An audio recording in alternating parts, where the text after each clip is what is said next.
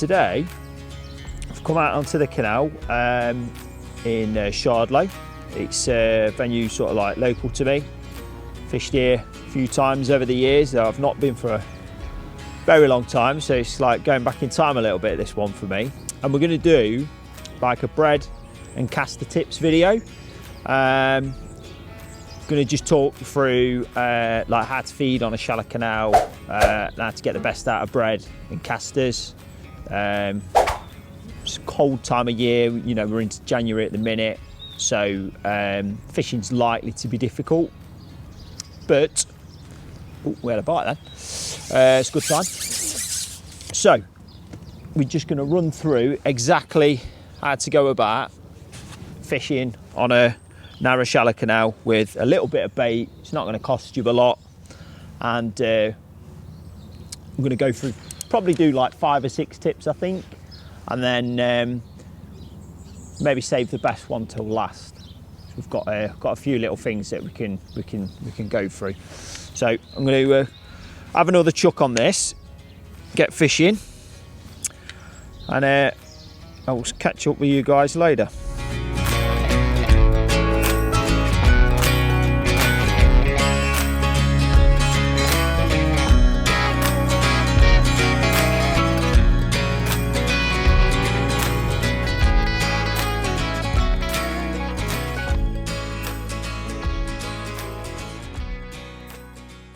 Right, so just going to talk you through the bait really. We've got just proper simple day, to be honest. We've got some bread that I've done up in the freezer, make this in batches.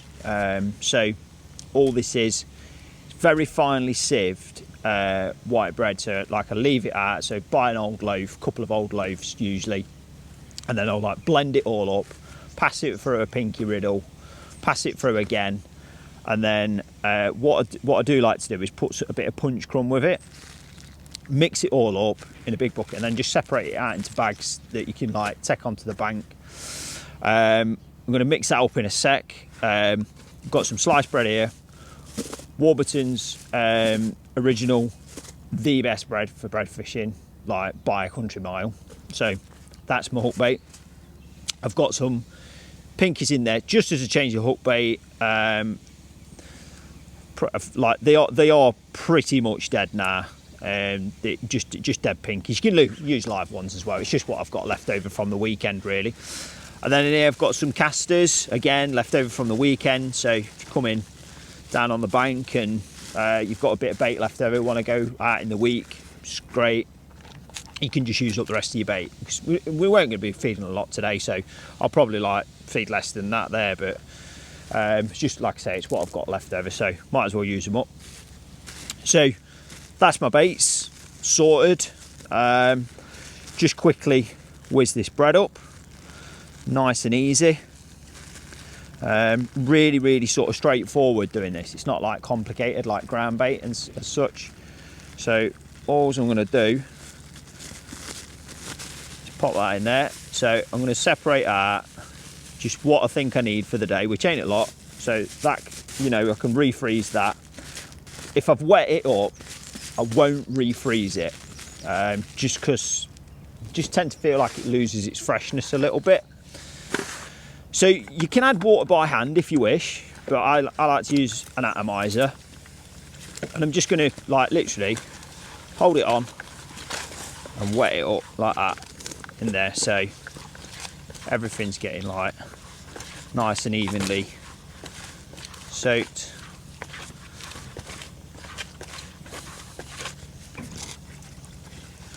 It's a really good way of doing it with an atomizer, to be honest. It's pretty much, apart from this in like when you're fishing with bloodworm, this is like the only time I really use an atomizer, but really great, like wets it nice and consistently, should I say.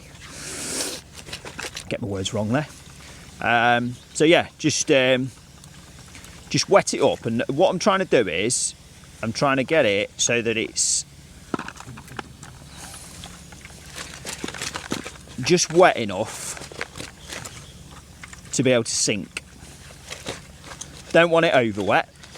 There's another way of feeding it, but I'm going to go through that whilst I'm fishing. So Just for now, I want it nice and fluffy, like that. It's just lock's gone on it. Got a release of pressure. It's a bit of an old one, that, so probably need to get a new one. So there we go. Like, this has gone nice and fluffy. You can sort of, it's gone from like being in a really dry state. So I got it out of the freezer last night, and it's gone from being in a real dry, powdery sort of state, is the way I best describe it, to this now lovely fluffy bit where I can just squeeze it together. You don't want to squeeze it too hard, just squeeze it together like that, and that'll be perfect for kicking the peg off and starting to feed. Absolutely perfect. And like I say, there's another way. I've got a bit of noise going off. There's someone standing in the boat over there. I like to make noisy videos, I think. So that's done really. And then what I'll do is I'll just pop it in a tub. If it's raining, it can go in like a zip container like this, just to keep it nice. But it's a lovely day today, really. It's nice and still, no wind. It's not going to dry out too much. So I'm just going to pop it in a bait tub. And then I'll have another one on my side tray. And then what I'll do with this is I'll add bread to this, but I'll put quite a bit of water in it, make it go really sloppy. So I've got like 2 different types of feeds. And then I can use those to like gauge a response and, or instigate a response from the fish, depending on what I think's happening. So that's the bait sorted, dead simple. And then what we're going to do now, just going to get back on the peg and start fishing.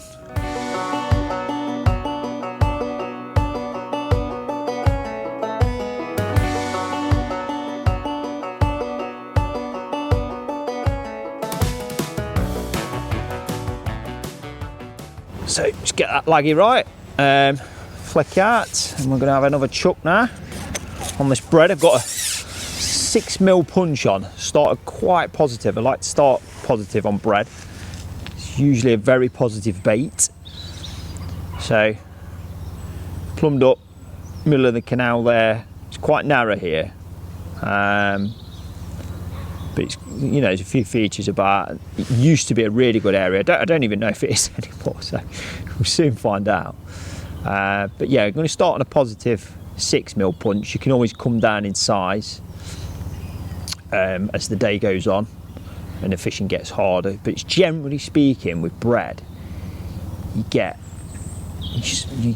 an instant sort of response on it. So it's what I'm looking for. Good sign. Put that in there. A little roach. Oh, nice.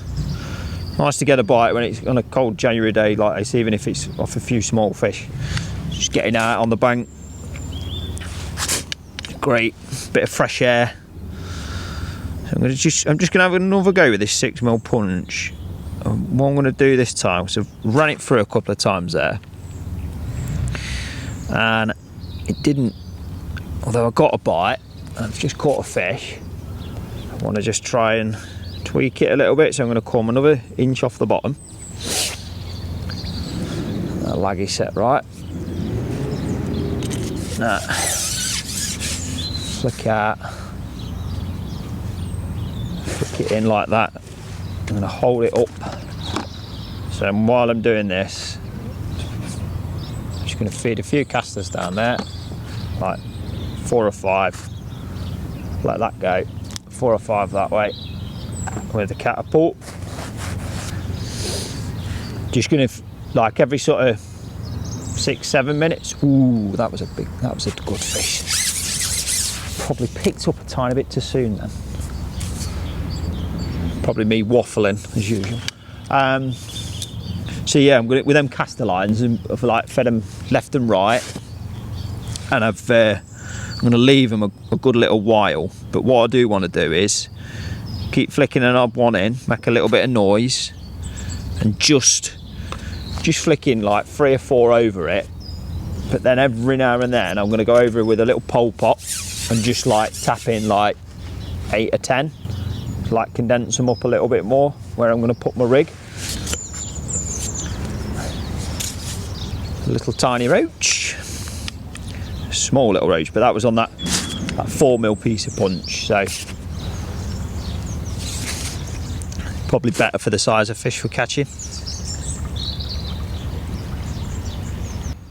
Okay, so we've just had that boat go through, and it's like, obviously what'll happen is, I mean, it's probably, I would say, nearly 5 foot where I'm fishing here, nearly 5 foot. So although it may move your bait a tiny bit, what I don't want to do, and especially early on, is like put too much bait in straight away.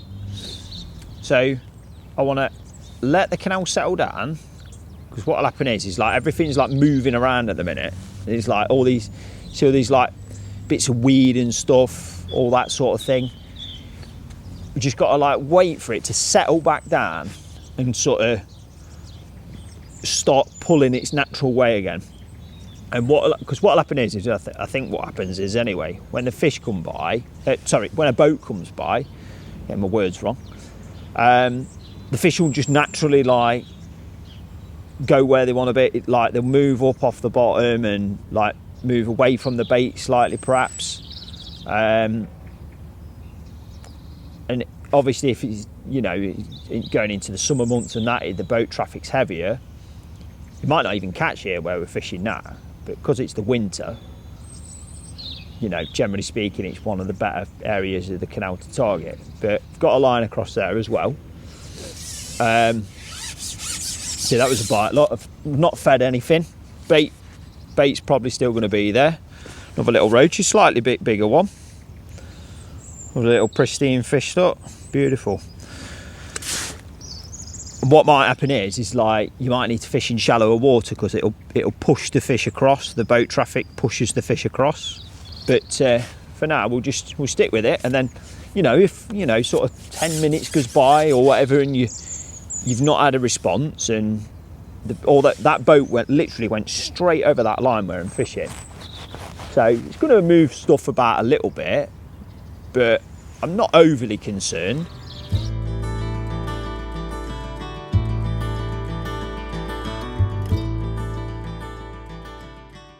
The tip size that you choose on your float is quite important, because when the bread gets wet, it expands, obviously, it takes on water and it becomes heavier. A little bit more sanding going off now. Tip size is really important. I've gone for like a slim wire just down the track here. You could use a finesse wire as well, that'd be absolutely fine. But also, the other thing is, I like my bait. I like it to be stable, like over my bait when I'm fishing short. Now, I don't mind so much fishing long. This sounds a little bit contradictory, but so I've got a carbon stem float for fishing in the shallower water, but that's because I feel like I'm going to get more bites on the drop. Whereas this, I'm going to like put it in straight over the top of my bait. Sometimes hold it there, sometimes not, and it just offers me the ability to be able to do that. So that's my first tip. Pick the right sort of float for the job. Make sure your tip's the right size, and you will have better results and miss less bites.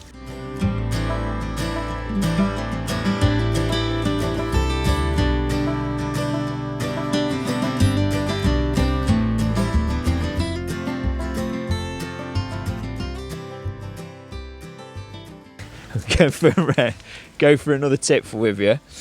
So, separated my bread here into 2 different types of feeds. So the one that we went through earlier this morning is sort of like the standard how you do it.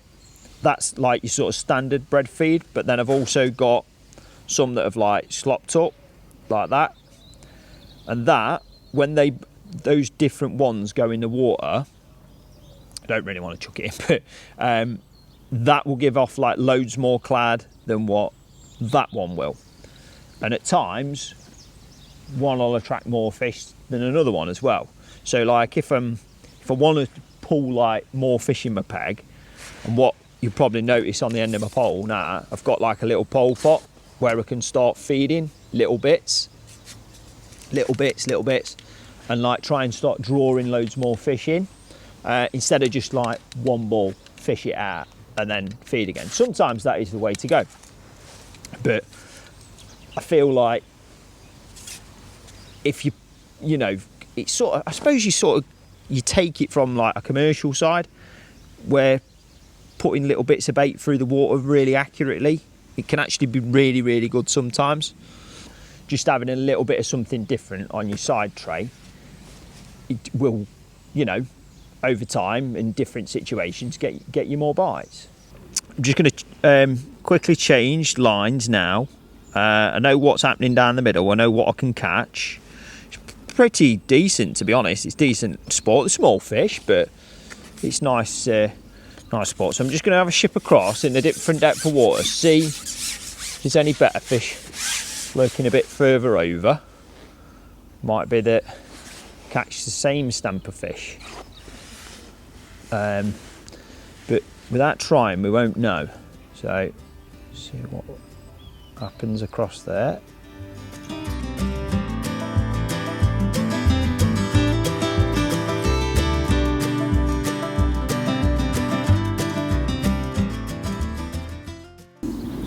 Fished a bread for a little while now, and it's been okay, to be honest. It's been pretty consistent. Very small fish though. Just,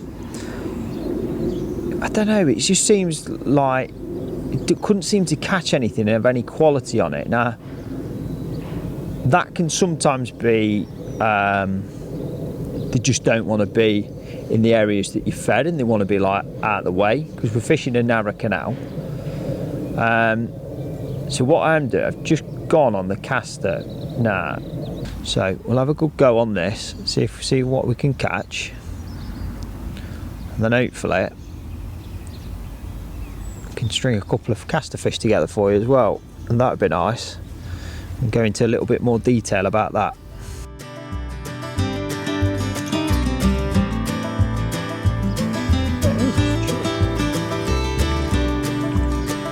First bite on the caster. Well, first fish we've got on it. Like, is it going to go? It's a bit of roach, this. Nice. Because you're generally fishing for better quality fish on caster, you've got to get your presentation absolutely 100% bang on. It's got to look right for you to get a bite on it. Now, obviously, there'll be instances where, you know, you're fishing for, like, I don't know, like chub across on a canal and stuff. You can be a little bit more, you know, if you're chucking it into brambles and things like that, you can be a little bit more aggressive with that sort of thing. It's not as refined. But when you're like looking for an odd fish, like I'm doing, like down the middle of the canal, what we're doing is we're fishing a nice light rig. So I've got about 5 foot of water, and I've got a nice little 4x10 float on there, it's a cane tip, nice light shots down the line, because we've got, like I've mentioned previously, we've got a little bit of pull on the canal from left to right. What I'm doing is, if you can pick that up there, is I'm fishing about 8-inch over depth at the minute, and what I'm trying to do is emulate them casters that are like falling, hitting the bottom, and they won't really be moving anywhere. Now obviously your rig is going to want to move, but I don't want to fish heavy to like pin it. I've got a little indication there, I don't know if you saw that. Tiny little shake of the float. This is what big roach do. So they'll be like, almost like go down on the bait and then like pick it up, and eventually they move off with it, and that's when you get your sort of like your proper dink or your bite that just sails away.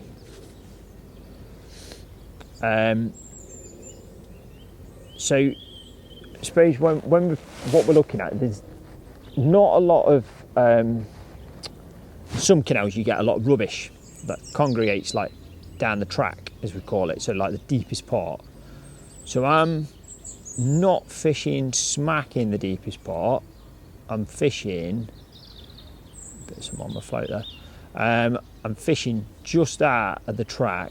I'm not going up the shelf because I'm fishing at an angle left and right, and I'm not going up that shelf because I want to. It needs to. I want it to kind of be a little bit flatter where I'm going to try and present my bait. Because if you think about it, if you're trying to hold on to it there like that, unless you're fishing in front of you, your bait's going to like either come inside or go the other side. And if you're fishing on a shelf, you can potentially not be fishing in the right place. So I like to just come back off the shelf a little bit just before it sort of starts to slope up properly. And I'll like, that's where I generally, if I'm doing this sort of fishing, this caster fishing, that's generally where I like to fish.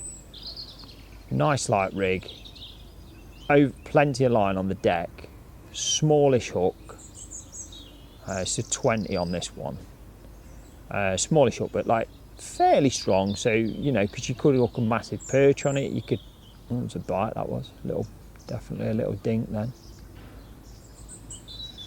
I suppose this is a point actually to make as well, whilst we're here, is that the bites you get on this will be like that, very finicky, and then eventually it just goes. It'll just literally just not like proper berry, but I'll ship across the towpath there because it's fishing the wrong way. There we go, nice big roach. Lovely.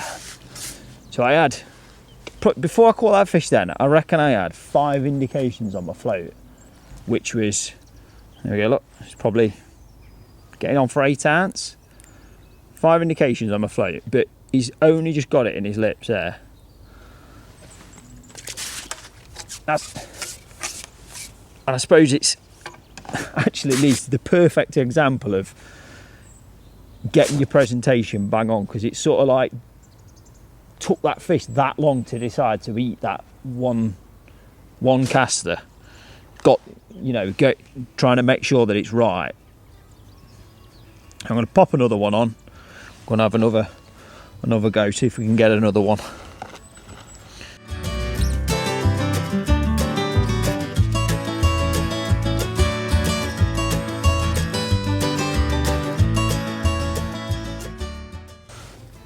Okay, so next tip, I think we've got enough of a break in between the sanding and the boat smashing and forklifts going. So we've got, we've just had like a lovely roach from my like downstream peg, if you like, and it probably took me around about 4 minutes to catch that fish. I reckon it was 4 or 5 minutes before I caught it. Now, if I'd have gone straight back onto that line again, I might have caught another one, and it might have caught me a similar amount of time. It might have caught it in a similar amount of time, but it probably took longer, I do believe. So like maybe 10 minutes perhaps. But then what's going to happen is, look like an indication. What's going to happen is I'm potentially going to spook, because you've got to remember that you're fishing for some quality fish when you're fishing casters. So I've got to manage the swims properly. So even though I haven't caught anything this side, if I go back there, I know I'll probably catch one, but then I might not catch another one for like another 45 minutes or so, because I'll have spooked the rest of the ones that are there. If this was a match, for example, you know, I might go back on my small fish, because I know I can still put something in the net. For the purpose of this video, I'm just going to go back onto my other caster line that side. But I know now, if I give that even 5 minutes, 5-10 minutes rest, and I keep like a ping an odd one over there as well, I know I'm going to go in and I'm going to catch another 2-3 fish off it.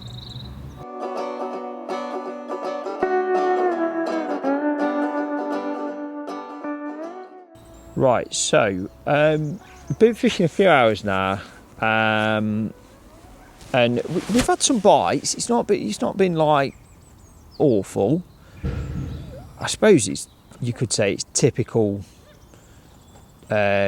January sort of day, really, to be fair. I've got a few fish on casters on me sort of downstream line. I've just lost a big fish on it though. I think it was a big perch or a big skimmer. I don't think it knew it was hooked, and it's just like shed the hook. So I was trying to get my pole out of the way of somebody coming by, which is a bit frustrating, but never mind. It's part of fishing on a canal. I can catch plenty of little tiny dace on bread and an odd roach, but there's not many of them around. So although you get bites there, and I've just kept like chucking a little bit of, just a tiny little nugget of sloppy bread in like that, and just trying to like make something happen on that line, just trying to draw some fish in, see if I can get a run of like roach come in the peg. But it's just a typical, I suppose, January day. It's like, it's cold, it's we had a little, when we had them fish on the caster, we just had a little lift in the temperature, and it, like, the light went a little bit. It just seemed to change a little. But yeah, it's just about I suppose trying to maybe catch an odd fish or two on this, and then seeing how it goes from there, really. Just going to run you quickly through the rigs. Quite simple, really, in these ones. One for bread, one for casters. This is finesse top kit. Got 4's elastic in there. That's just through that top section there. I've got a little pot on the end of my pole if I want to feed accurate. Slim wire float, and those are number 10s droppers. Quite like positive droppers when I'm fishing bread. And then the main line is 012, and that's an 08 hook length and a 20 hook, and like quite simple really for that one. And caster rig, again, finesse top kit, 6 laggy in there, 012 main line again. It's a 4x10 float, this one, and then these are number 12s spread out down the line, a lot more spread out than I had it on the bread rig. The bread rig's a little bit more condensed. And then I've actually got a 10-inch hook length on this with a 20 hook on, and that is 08 on that. So yeah, nice and simple, but they both do the job they're intended to. So obviously this is like intended for like laying on the bottom, nice light float, it will sit there, I can hang on to it still. And then bread rig, again, I can just like lower that in nicely straight over the top of a bait. It's got that ollie tip on it so that I can dot it right down, and then that's going to support my bread, read my bites properly. A little bit more positive shotting on that one.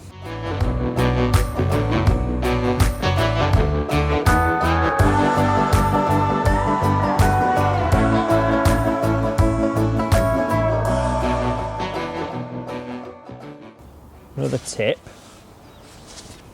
we've got for you now is, missed a bite then. So it's about, I suppose it's a feeding tip really, but it's also like a presentation / rig tip as well, because they both go in hand. Now, what I've been doing to try and like drag some fish into my pegs, like some roach and stuff, getting some better roach involved, instead of just like sitting fishing a ball out in front of me, I've been flicking some little bits of this wet bread mix in. And what's happened is, it's definitely worked in that, because it's kept me catching. It was a little dace that time, but also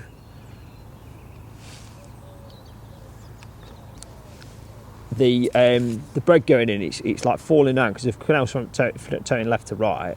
It's falling down, so it's falling a lot further down than where I originally started fishing. So what I'm doing now is I'm flicking my rig in like a long way down my peg, or a lot further down my peg than I was, but I'm still feeding in the same place. So like in front of me there, but I'm probably 2.5–3 meters away. from where the bait's going in, but I know that that's where the bait's ending up.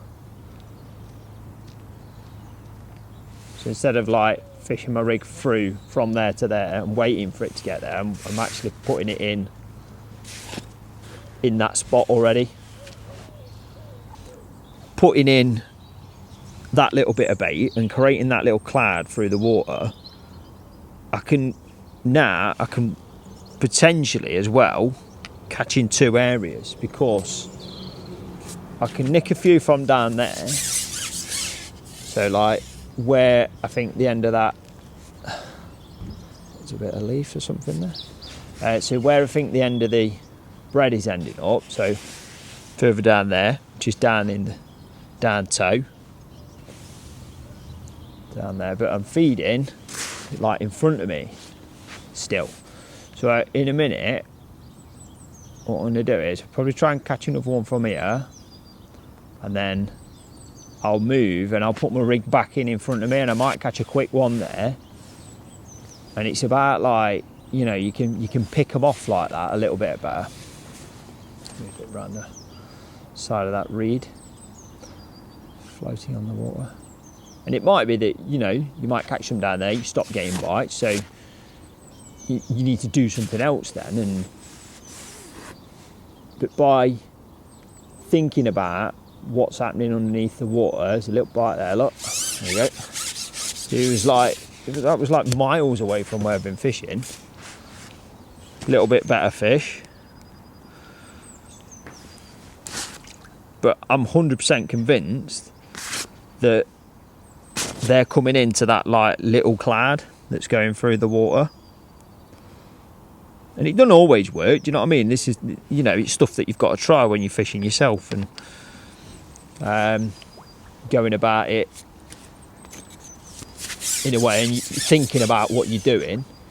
So again, like I just said to you, I'm just going to try in front of me now, look. Again, still try and feed this accurate. I have got a pole pot on, but I just fancied like throwing a bit.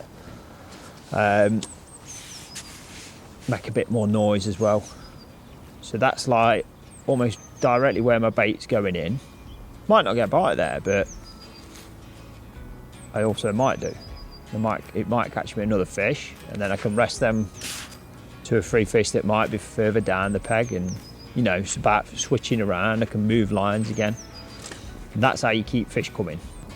This time of year, when sometimes you're only going to be getting a handful of bites, like if you can keep your feed a little bit more accurate, and although I have picked a catapult up to feed it whilst I'm not fishing it, I'm only putting in like a real minimal amount. Whereas when I drop on the line, or when I want to, you know, top it up, so to speak, I can do it all through like a little pot on the end of my pole. I know obviously a lot of the time, you know, they get used on commercials really loads, to be honest. And it's just something that I've sort of brought into my fishing. So I never really used to like use them that much, but especially at this time of year when, you know, when it's really rock hard and you're looking just for an odd bite, you know, 3-4 bites or something off a quality fish, which might be enough to, like, you know, win you a section or get your match win, whatever. If you can group your feed a little bit tighter, keep everything a little bit neater,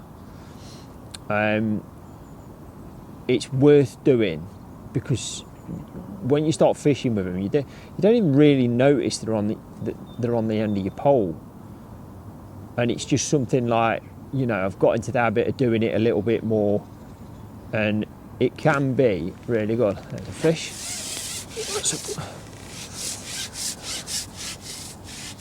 Feels like a perch or something, that one. So just potting in just them few casters is just giving it enough time just to, oh, there's a little perch. Just giving it enough time and enough encouragement in that little place where you're placing your hook bait. That fish is absolutely freezing. Where you're placing your hook bait, that can make a world of difference to just get you an extra bite or two. Like, I might not have, I mean, it's only a small perch, but I might not have caught that had I, you know, not kept my feeders tight and, you know, just catapulted it, for example, or tried to throw it.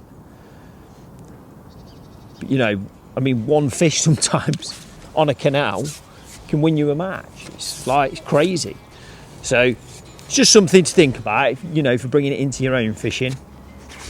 It's a good way of sometimes getting you a few more extra bites. I mean, obviously when the fishing's good, you don't necessarily need to, but I think we'll wrap it up at that one anyway, and I'm going to get packed up because the light's starting to drop off now, so call that the last fish of the day, I think, and get home and get warm.